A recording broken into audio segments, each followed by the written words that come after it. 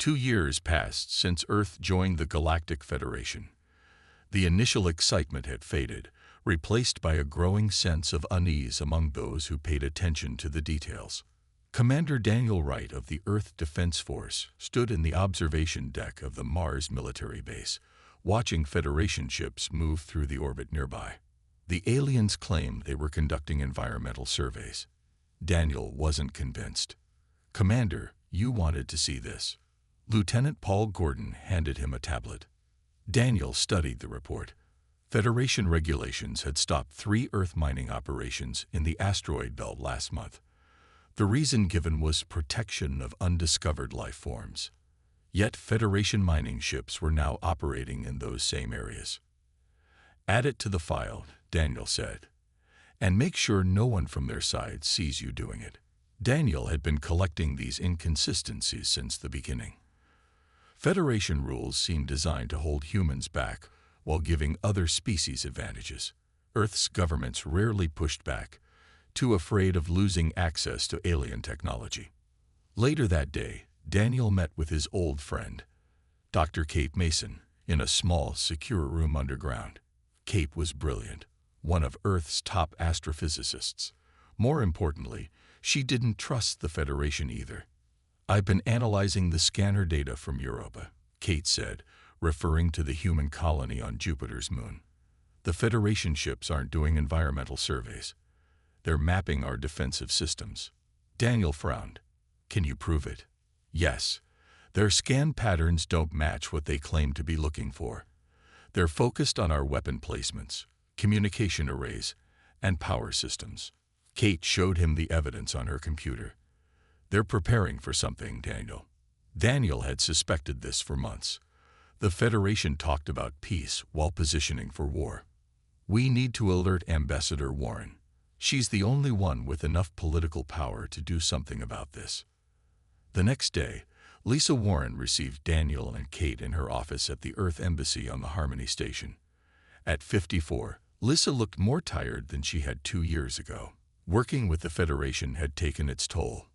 "I've noticed similar patterns in their diplomatic language," Lisa said after reviewing their evidence. "They keep referring to areas near our solar system as protected territories, but won't explain what they're protected from." "We think they're creating buffer zones," Daniel explained. "Areas where our ships can't go, but theirs can." Lisa nodded slowly. "Last week, I was excluded from a Federation Council meeting. When I asked why, Ambassador Exer-Foll said it concerned mature species issues that wouldn't interest Earth yet." The 3 looked at each other. The pattern was clear. "What do we do?" Kate asked. "Officially, I continue to work within the diplomatic framework," Lisa said. "I'll push for more transparency, more access. But unofficially," she lowered her voice, "I think we need to prepare for the possibility that the Federation doesn't have our best interests at heart." Daniel nodded. "Some of us in the military have been thinking the same thing. We've been developing contingency plans." "Without authorization?" Lisa raised an eyebrow. "Let's call it a training exercise," Daniel said with a small smile. "One that's becoming more realistic by the day." They agreed to meet regularly and share information. Lisa would continue her diplomatic work while documenting concerning interactions. Daniel would quietly strengthen Earth's defenses within the limits of Federation regulations. Kate would analyze Federation technology and communications for weaknesses. As they left the meeting, Lisa received a message from Exer-Foll requesting her presence at the Federation Council chamber. The timing was suspicious. "Be careful," Daniel warned. "They might suspect something." Lisa straightened her jacket. "I've been playing diplomatic games my whole career. Trust me, I can handle one smug alien who thinks humans are just simple creatures." But as she walked toward the council chamber, Lisa couldn't shake the feeling that Earth was running out of time. The friendly facade of the Federation was wearing thin, and what lay beneath was beginning to look increasingly dangerous. The emergency alarm woke Daniel at 3 in the morning. Red lights flashed as he rushed to the command center. Officers moved quickly around the room, their faces grim. "What happened?" Daniel asked his second-in-command. "The Titan mining colony," Major Susan Clark said, her voice tight. "It's gone." Daniel stared at the screen showing Saturn's largest moon. Where the human settlement had stood just hours ago, there was now only a smoking crater. "How many people?" 237, Susan answered. "No survivors." Daniel felt cold anger rise inside him. And the Federation's explanation. "They're calling it a tragic accident. According to their report, our mining equipment caused a massive explosion." Daniel knew this was a lie. The Titan colony had been using standard equipment that had operated safely for years. "Get Dr. Mason here immediately. I want a full analysis of what really happened." Within hours, Kate arrived. She went straight to work, examining sensor data from nearby human satellites. Daniel watched as her expression changed from professional concern to fury. "This was no accident," Kate said, showing him the readings. "These energy signatures match Federation weapons. Their ships were in the area right before the explosion." "Why would they attack a mining colony?" Susan asked.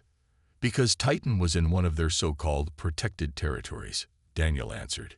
"They've been warning us to leave for months." Kate nodded. "This wasn't just an attack. It was a message. They're showing us what happens when humans don't follow their rules." Daniel contacted Ambassador Warren immediately. Lysa was horrified by the news, but not surprised. "I'll confront Exerfol with the evidence," she said. "This can't go unanswered." The next day, Lisa presented Kate's findings at an emergency Federation Council meeting. She stood tall, facing the representatives of 27 alien species. "The evidence clearly shows Federation weapons were used against our colony," Lisa said. 237 innocent people died. Earth demands an explanation." Erifil smiled in that condescending way that had become familiar. "Ambassador Warren, while we sympathize with your loss, your analysis is simply incorrect. Human technology is primitive by our standards. Your sensors obviously misinterpreted the data." "Our sensors didn't misinterpret anything," Lisa insisted. "We have clear evidence."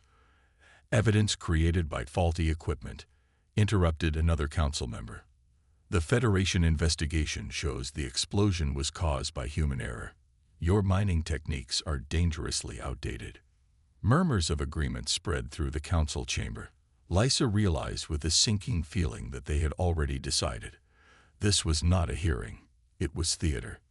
Furthermore, Serfol continued, "This tragic incident demonstrates why developing species like humans require closer supervision. Effective immediately, all human mining and military operations will be subject to Federation oversight." Lisa couldn't believe what she was hearing. "You destroy our colony and use it as an excuse to control us even more." "Ambassador," Serfol said, his voice colder now, "this emotional display is exactly why humans are not ready for full Federation membership. Please remember your place." When Lisa returned to Earth, she found the governments divided. Some leaders wanted to push back against Federation control. Others feared losing access to alien technology and medicine. "We need more time," the president told her. "We can't afford an open conflict with them." "Time is exactly what we don't have," Lisa argued. "They're tightening their grip day by day." Later that night, Lisa met secretly with Daniel and Kate. "The Federation thinks we're weak," Daniel said. "They think we'll accept any treatment to keep the peace."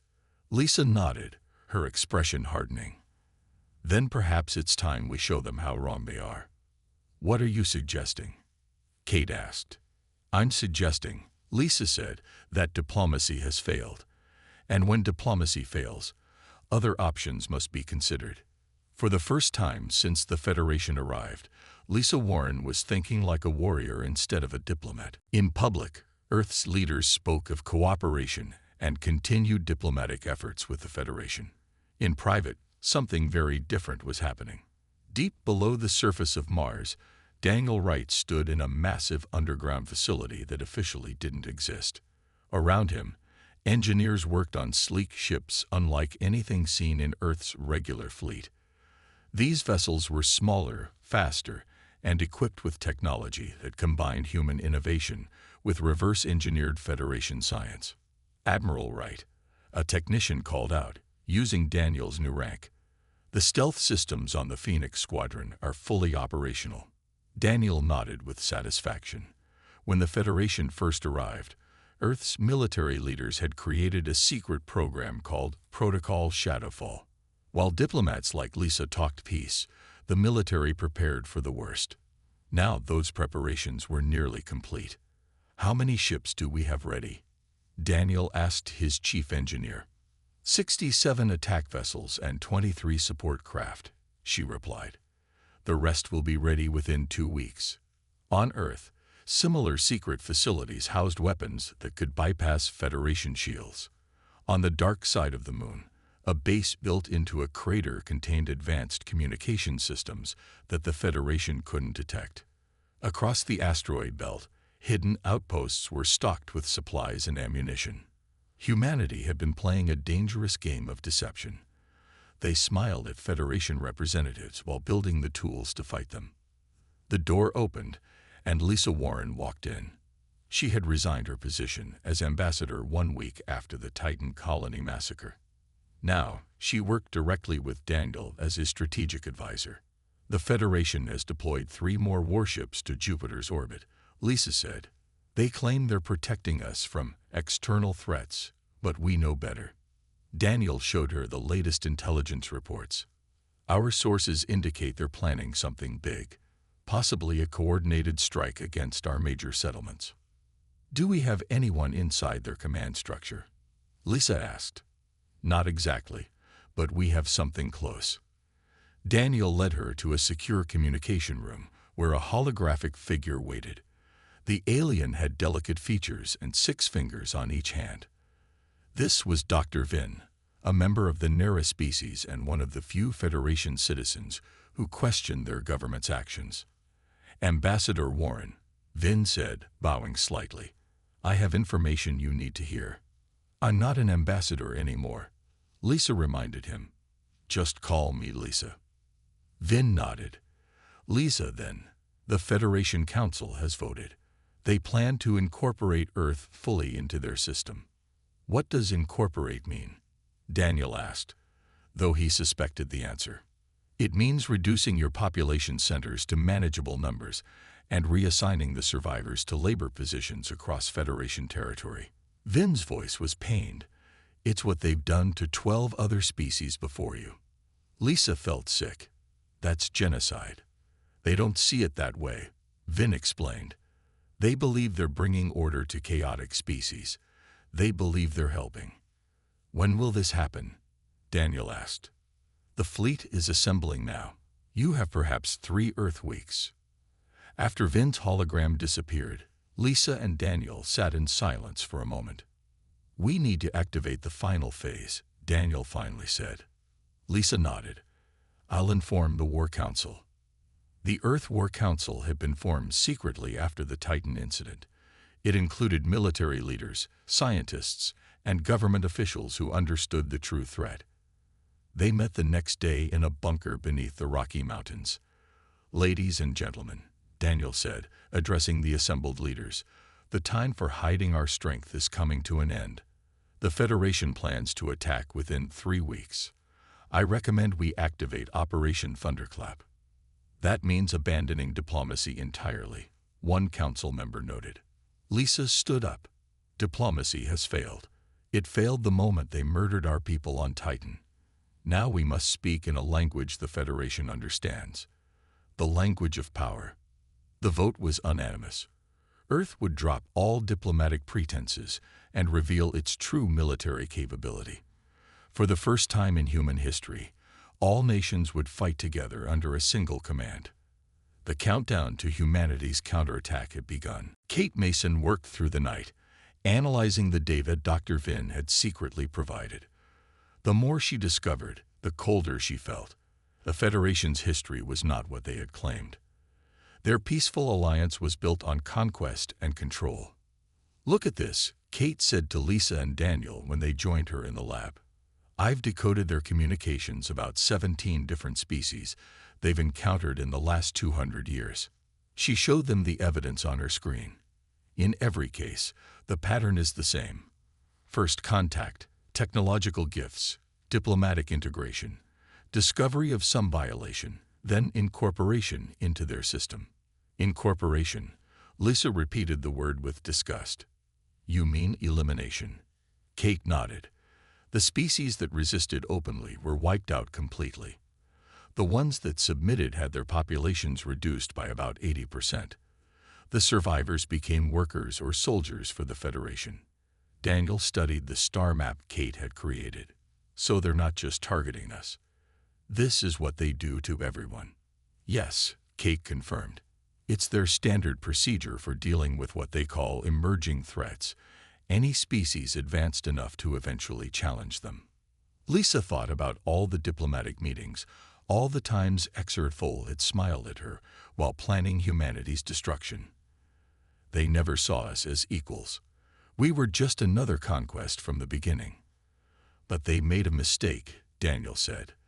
"They gave us time to prepare." Kate pulled up another file from Dr. Vin's data package. "These are their battle plans. They're positioning fleet elements here, here, and here." She pointed to locations around Earth's solar system. They plan to hit every major human settlement simultaneously. Daniel studied the Federation fleet positions. "This is good. Now we know exactly where they'll be." "There's more," Kate said. Dr. Vin included technical specifications for their ships. "Their shield systems have a vulnerability we can exploit."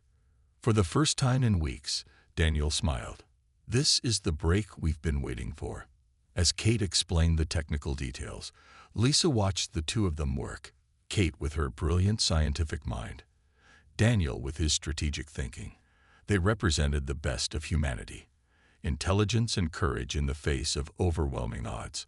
Lisa had spent her career believing in words and diplomacy. Now she understood that sometimes actions spoke louder. "We need to recall all our people from Federation space," Lisa said suddenly. "Every diplomat, traitor, and civilian." Daniel looked up. "That would alert them that something's happening." "Yes," Lisa agreed. "But we can't leave our people out there when the fighting starts, and we can use it to our advantage. We'll say we're consulting on new treaty terms." The recall order went out the next day. Federation officials seemed puzzled but not alarmed. To them, human diplomatic tantrums were annoying but meaningless. What could these primitive creatures do against the mighty Federation? Meanwhile, Earth's secret fleet moved into position. Hidden bases activated. Weapons were distributed to all colonies. For the first time since humans began exploring space, every soldier, ship, and settlement operated under a single unified command. 5 days before the Federation planned to attack, Lisa Warren prepared to deliver Earth's final message. She wore her old diplomatic uniform one last time as she entered the communication center. "Are you ready?" Daniel asked her. Lisa thought about her years of diplomatic service, her belief in peaceful solutions, her hopes for cooperation among the stars. Then she remembered the crater on Titan where 237 people had died. "I'm ready," she said. The message would be broadcast to the entire Federation Council. It would be simple and clear. It would mark the end of humanity's diplomatic efforts and the beginning of something new. As the cameras activated, Lisa looked directly into the lens. She would be the last human diplomat the Federation would ever see. After her, they would meet only Earth's warriors, and they would learn why that was a mistake. The Federation Council chamber fell silent as Lisa's face appeared on the massive screen. The representatives of 27 alien species watched with mild curiosity. To them, this was just another human diplomatic message, probably filled with complaints or requests for more technology. Lisa's expression was calm and serious. She wore her formal diplomatic uniform with all her medals and honors visible. When she spoke, her voice was clear and strong. "Representatives of the Galactic Federation, I address you today as the final diplomatic envoy of Earth. For 2 years, we have attempted to work within your system. We have followed your rules. We have trusted your guidance. That trust was misplaced. Murmurs spread through the council chamber. Xerthol leaned forward, his blue face showing the first signs of concern. We know the truth about the Federation, Lisa continued. We know about the 17 species you've conquered or destroyed. We know about your plans for Earth. We know about the fleet you're gathering to attack our colonies. Now the chamber erupted in shocked voices. How could the humans know these things? Who had told them? Lisa waited for the noise to die down before continuing. Humanity withdraws from all diplomatic relations with the Galactic Federation, effective immediately. There will be no further negotiations. No more treaties. No more pretending we are partners when you see us only as prey. Xerthol stood up, his tall frame imposing. Ambassador Warren, these are serious accusations. Perhaps we should discuss. There is nothing left to discuss. Lisa interrupted. You plan to reduce our population by 80%. You plan to turn the survivors into slaves. These are not matters for discussion. The alien representatives looked at each other nervously. This was not how conquered species usually behaved. Most begged for mercy or tried to negotiate better terms. None had ever simply ended diplomatic relations. What exactly do you hope to achieve with this display? Xerthol asked, his voice dripping with condescension. Your species cannot survive without our protection and technology. Lisa smiled for the first time. It was not a friendly smile. We will take our chances. Humanity has survived worse threats than you. She paused, then added a final message. There is an old saying from Earth's history, a warning from warriors of the past. Don't fire until you see the whites of their eyes.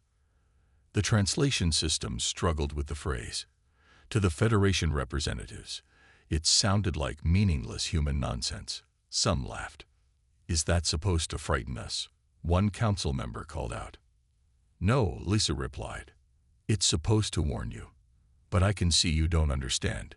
You will soon. The screen went black. In the council chamber, the laughter grew louder. The humans were acting exactly as expected. Emotional, irrational, and ultimately harmless. Should we accelerate the incorporation timeline? Someone asked Xerthol. The Federation commander considered the question.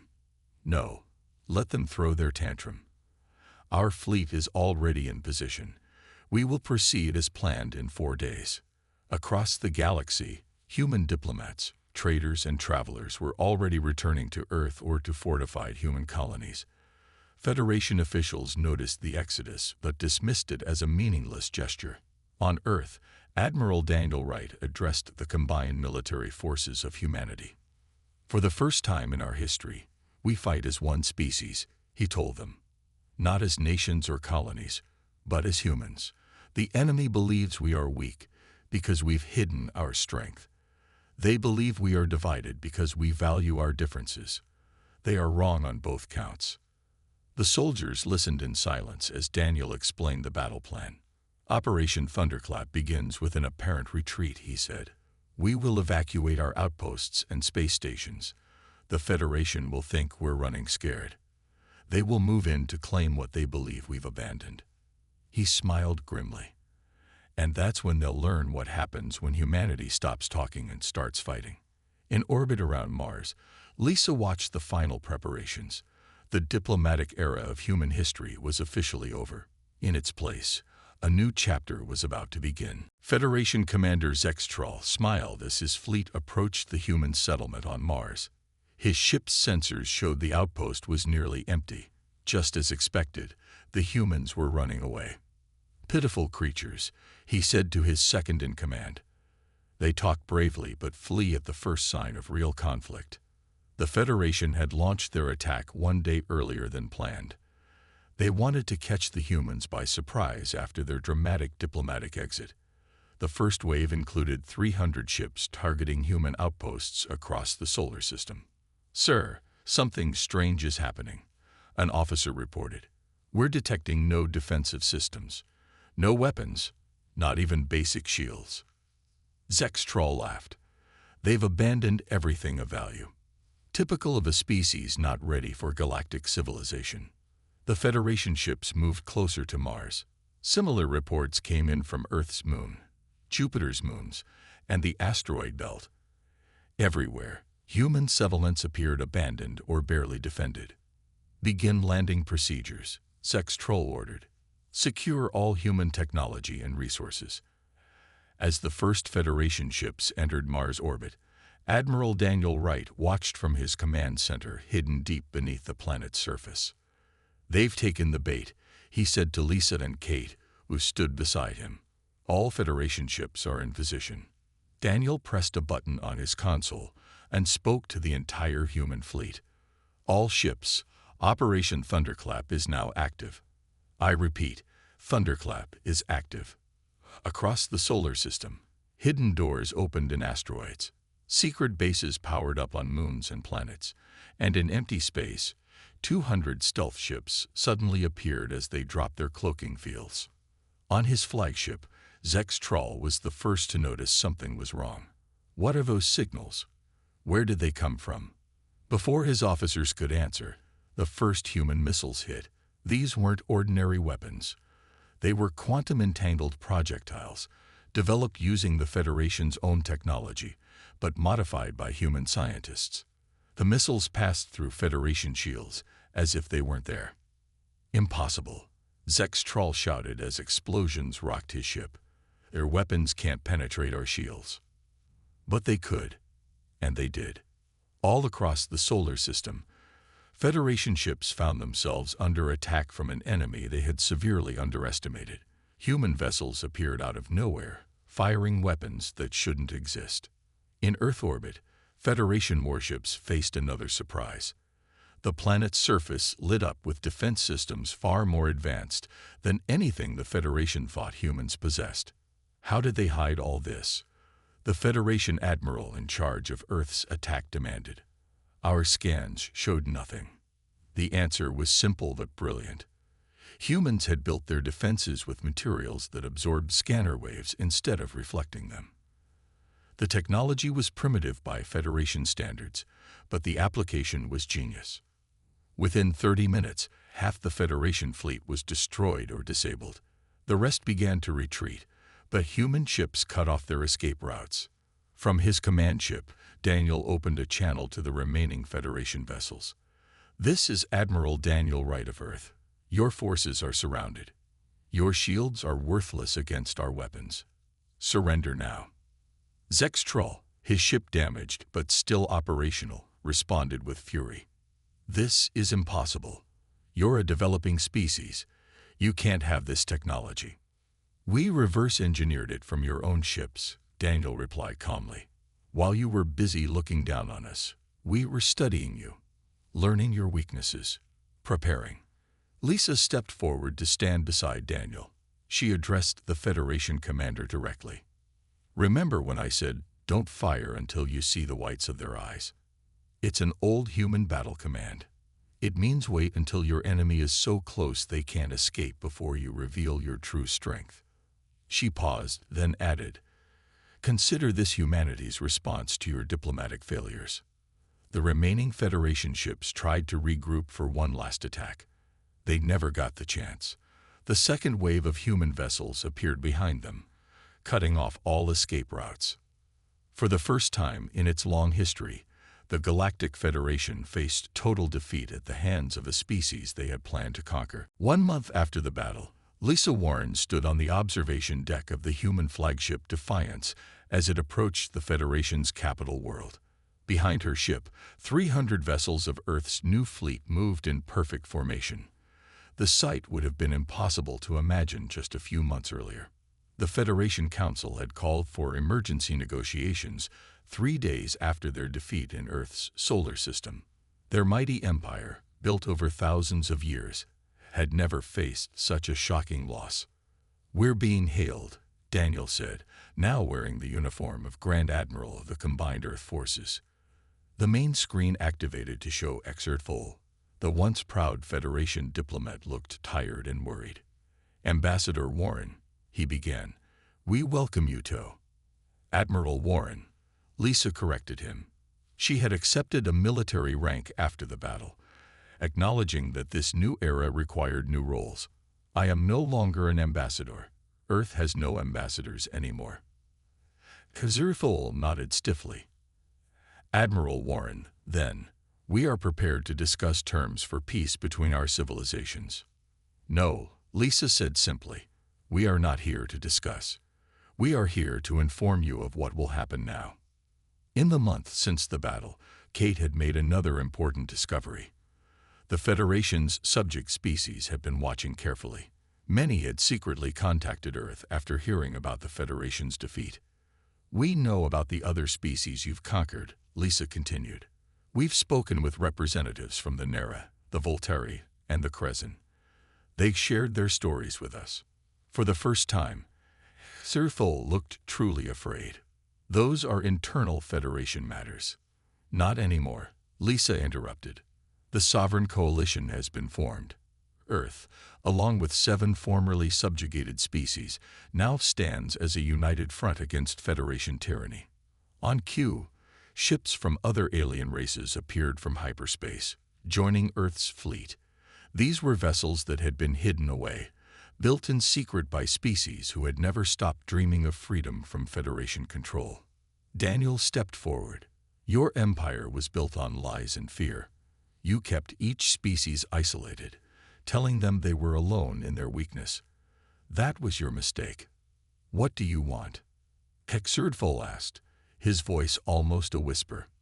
Lissa delivered the terms. The Federation would immediately free all subjugated worlds.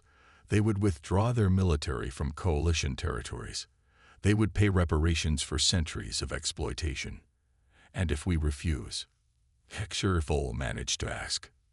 Then we will take by force what you won't give willingly, Lisa said. Your choice. But choose quickly. The Federation Council debated for less than 1 hour before accepting all terms. Their mighty empire, faced with united opposition and superior tactics, crumbled without a fight. Later, in a private meeting room aboard the Defiance, Lisa sat with Daniel, Kate, and Dr. Vin. The neuroscientist had been officially recognized as the first ambassador to Earth from a free alien world. I never imagined I would see this day, Vin said, his 6-fingered hands trembling with emotion. My people have dreamed of freedom for 300 years. And now you have it, Kate said with a smile. Daniel looked out the window at the stars. The galaxy will be different now. Better, I think.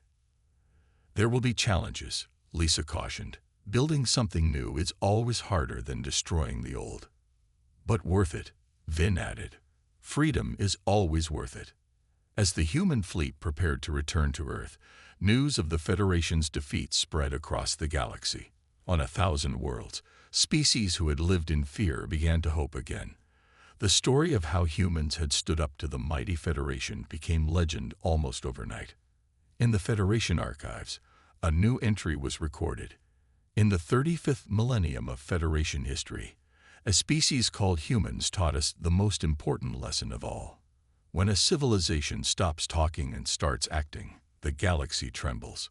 Humanity had entered the galactic stage, not as supplicants, but as liberators. And the stars themselves would never be the same.